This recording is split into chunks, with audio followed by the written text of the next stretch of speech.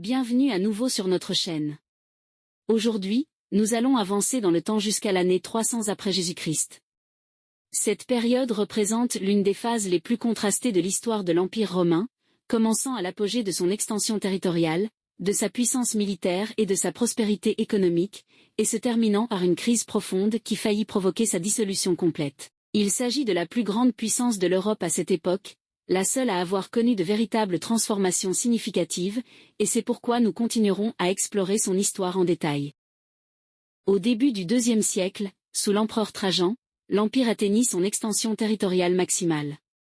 Originaire de l'Hispanie et premier empereur né dans les provinces, Trajan mena de brillantes campagnes militaires qui aboutirent à la conquête définitive de la Dacie, après des guerres entre 101 et 106, riche en or et en argent, ainsi qu'à l'occupation temporaire de territoires en Mésopotamie. À ce moment-là, l'Empire romain s'étendait de l'océan Atlantique à la mer Caspienne, couvrant environ 5 millions de kilomètres carrés et une population estimée entre 70 et 100 millions d'habitants. Trajan fut un administrateur efficace, responsable de grandes œuvres publiques telles que le Forum de Trajan, la colonne Trajane, qui relate ses victoires, ainsi que de vastes aqueducs et réseaux routiers qui facilitaient le commerce et le contrôle administratif. Son successeur, Hadrien, entre 117 et 138, modifia l'orientation expansionniste au profit d'une politique défensive et de consolidation. Il abandonna les conquêtes les plus éloignées en Mésopotamie, les jugeant difficiles à maintenir, et se concentra sur le renforcement des frontières.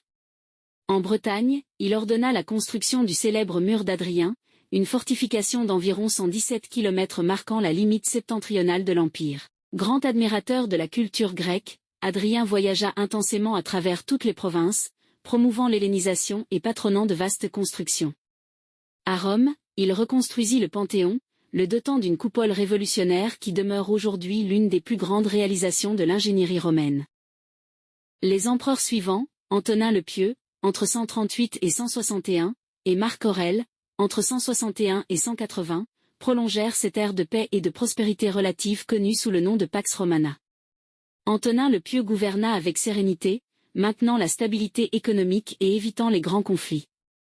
Marc Aurèle, quant à lui, fut connu comme l'empereur philosophe, auteur des Pensées pour moi-même, une œuvre fondamentale du stoïcisme. Malgré son désir de paix, il dut faire face à des guerres défensives constantes contre des peuples germaniques, principalement les Marcomanns et les Cades, le long du Danube, ainsi que contre les Parthes en Orient. Son règne fut également marqué par la dévastatrice Peste antonine, probablement une épidémie de variole venue d'Orient, qui causa des millions de morts et affaiblit gravement la population, l'économie et les forces militaires de l'Empire. Ses souverains, Nerva, Trajan, Hadrien, Antonin le Pieux et Marc Aurèle, sont connus sous le nom des « 5 bons empereurs ». Ce qui les distingua fut le système de succession par adoption, consistant à choisir le plus capable parmi les sénateurs et les administrateurs, plutôt que de dépendre exclusivement de l'héritage familial, garantissant ainsi une succession de dirigeants compétents et dévoués au bien public. Le déclin commença avec Commode, qui régna entre 180 et 192. Il était le fils biologique de Marc Aurèle et le premier empereur, né dans la pourpre, durant le règne de son père. Son gouvernement fut marqué par des extravagances, la corruption, une identification mégalomane à Hercule et le favoritisme envers les courtisans. Commode fut assassiné en 192, déclenchant une période de guerre civile connue sous le nom de l'année des 5 empereurs, en 193. La stabilité revint temporairement avec Septime Sévère, entre 193 et 211, originaire d'Afrique, Leptimania, qui fonda la dynastie des Sévères. Sévère professionnalisa encore davantage l'armée, augmentant de manière significative la solde des soldats et autorisant les légionnaires à se marier, des mesures qui renforcèrent la loyauté militaire, mais accrurent également la dépendance de l'empereur envers les troupes. Son fils Caracalla, entre 211 et 217, devint célèbre pour la Constitutio Antoniniana de 212, qui accorda la citoyenneté romaine à la quasi-totalité des habitants libres de l'Empire. Cette mesure avait principalement une motivation fiscale, élargir la base des contribuables. Caracalla fut assassiné par des officiers, et la dynastie des Sévères se poursuivit avec des souverains instables jusqu'à l'assassinat de Sévère Alexandre en 235. À partir de ce moment, l'Empire s'enfonça dans la dite crise du IIIe siècle, environ 50 années d'anarchie militaire et d'effondrement institutionnel. Entre 235 et 284, il y eut des dizaines d'empereurs, dont beaucoup étaient des généraux proclamés par leur propre légion et renversés quelques mois ou quelques années plus tard.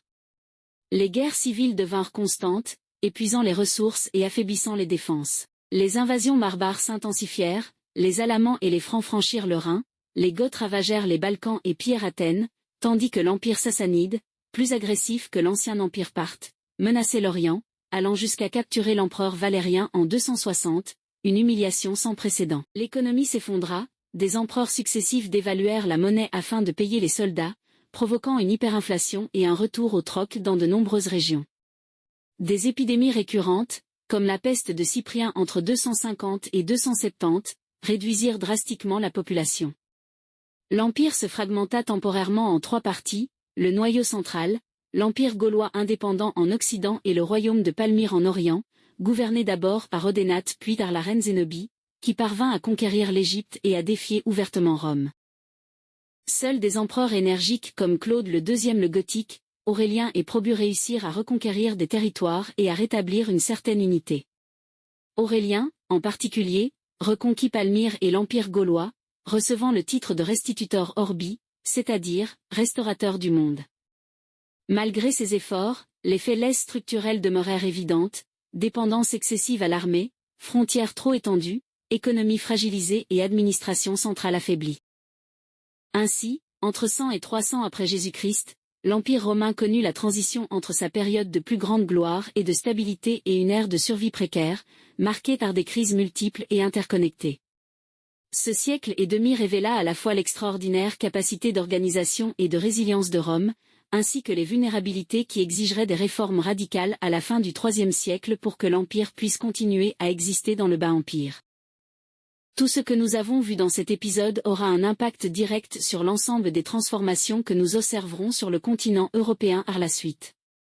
J'espère que cet épisode vous a plu, n'oubliez pas de laisser un « j'aime », de partager, de vous abonner à la chaîne et d'activer la cloche afin de recevoir des notifications lorsque les prochains épisodes seront publiés. À la prochaine.